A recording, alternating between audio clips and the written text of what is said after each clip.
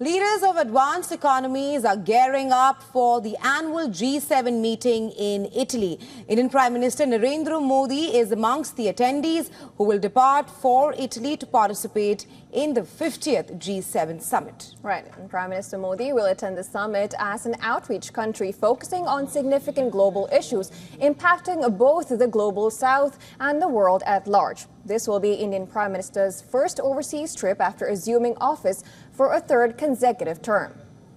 Well, during the three-day event, scores of bilateral meetings are also expected to happen on the sidelines.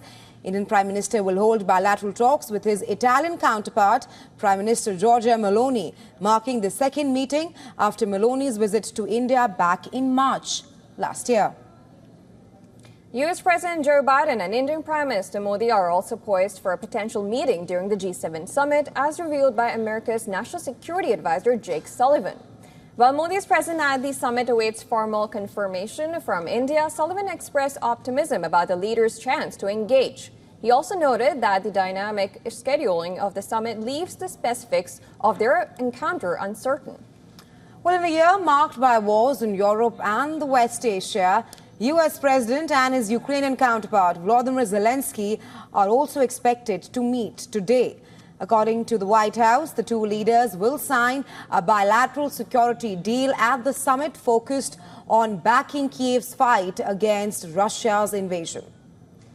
With the summit scheduled to commence today, the G7 leaders from the U.S., Japan, Canada, Germany, France, Italy and Britain are going to attend it. The European Union, which participates in all discussions, is represented by the presidents of both the European Council and the European Commission.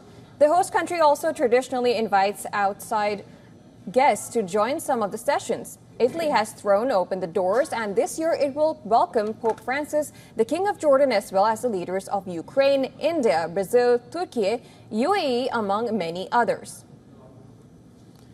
In addition, the Secretary General of the United Nations and heads of the World Bank, the IMF, the African Development Bank and the Organization for Economic Cooperation will be there at the G7 summit.